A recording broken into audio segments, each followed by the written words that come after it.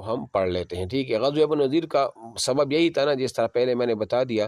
کہ عمر بن امیہ دمری نے درخت کے سائے میں 2 بندوں کو جب قتل کیا تو ان کی دیت کے لیے آپ علیہ السلام بنو نذیر کے پاس گئے کہ آپ ہماری مدد کریں، کیونکہ یہودیوں کے ساتھ جو معاہدہ ہوا تو اس میں یہ بھی تھا نا کہ ایک دوسرے کے کام آئیں گے۔ تو یہاں سے آپ علیہ السلام جب ان کے پاس گئی تو پھر جو واقعہ ہوا وہ یہ ہم اب آپ کو بتا دیتے ہیں۔ لیکن غزوہ بنو نذیر کا جو سبب ہے نا، یہ پورا میں خلاصہ آپ کو وہ بتا دوں کہ جب آپ علیہ السلام وہاں گئے نا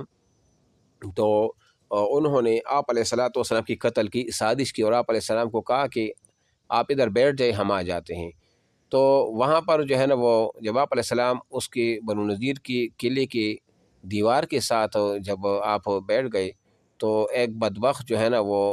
یہودی تھا،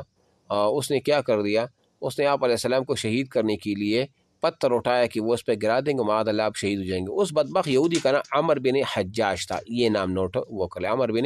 حجاج تھا ایک تو یہ نام۔ تو سلام بن مشکن نے اس کو منع بھی کیا کہ آپ ایسا نہ کریں کہ آپ علیہ السلام کو بذریعہ وہی پتہ چل جائے گا، لیکن وہ نہ مانا۔ پھر جبرائیل امین وہی لے کر آئے اور آپ علیہ السلام کو بتایا۔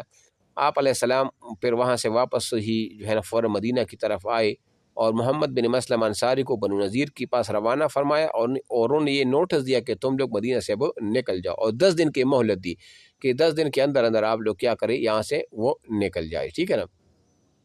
چنانچہ چند دن تک سفر کی تیاریاں کرتے رہے، لیکن اسی دوران عبداللہ ابن ابی رئیس المنافقین نے کہلا بھیجا کہ اپنی جگہ برقرار رہو، ڈٹ جاؤ۔ ان بنو نذیر کو کہا اور گھر بار نہ چھوڑ دو، میرے پاس 2000 مردان جنگی ہیں جو تمہارے ساتھ تمہارے قلعے میں داخل ہو کر تمہاری حفاظت میں جان دیں گے، اور اگر تمہیں نکالا گیا تو ہم بھی تمہارے۔ لیکن کچھ بھی نہ ہوا، نہ تو اس نے مدد کی 2000 جنگیوں کے ساتھ اور نہ اس کے کام آیا، بلکہ یہ وہاں کیا ہوا، ان کے ساتھ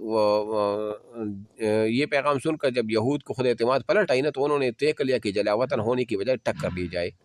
اور ان کے سردار حی ابن احتب کی توقع تھی کہ رئیس المنافقین نے جو کچھ کہا وہ پورا کرے گا، لیکن اس نے رسول اللہ صلی اللہ علیہ وسلم کے پاس جوابی پیغام بھیج دیا کہ ہم اپنے دیار ان گھروں سے نہیں نکلتے، آپ کو جو کرنا ہے وہ کر لے۔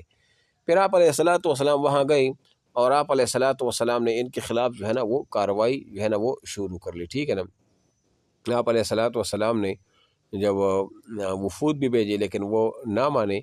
تو اس وجہ سے آپ علیہ السلام کی قتل کا جو انتظام انہوں نے کیا تھا نا، تو یہ ایک سوال ہے کہ کس نے کبھی یہودی قبیلے نے رسول اللہ صلی اللہ علیہ وسلم کی قتل کی سازش کی، تو وہ یہی قبیلہ بنو نذیر تھا، ٹھیک ہے نا۔ تو اس پر کیا ہوا کہ آپ علیہ السلام نے عبداللہ ابن مکتوم کو مدینہ کا انتظام سونپا، تو یہ بھی رکھ لے کہ غزوہ بنو نذیر میں مدینہ کا نائب ابن مکتوم تھا، اور حضرت علی بن ابی طالب کے ہاتھ میں آپ علیہ السلام نے بنو نذیر کے محاصرے کے لیے وہ جھنڈا وہ دے دیا تھا، ٹھیک ہے۔ بہرحال اس کے بعد ان کے اوثان وہ خطا ہو گئے اور انہوں نے جو ہے نا وہ ہار وہ مان لی، ٹھیک ہے۔ اور یہی جو غزوہ بنو نذیر ہے یہ ربیع الاول 4 ہجری کو یہ پیش آیا تھا، ربیع الاول 4 ہجری کو، ٹھیک ہے نا۔ اور اس غزوہ بنو نذیر کے بارے میں پوری سورہ حشر بھی نازل ہوئی تھی۔ عبداللہ ابن عباس کا قول تھا کہ سورہ حشر کا دوسرا نام جو ہے نا غزوہ بنو نذیر، سورہ بنو نذیر بھی ہے، یعنی کہ اس میں وہ پورا نقشہ کھینچا گیا ہے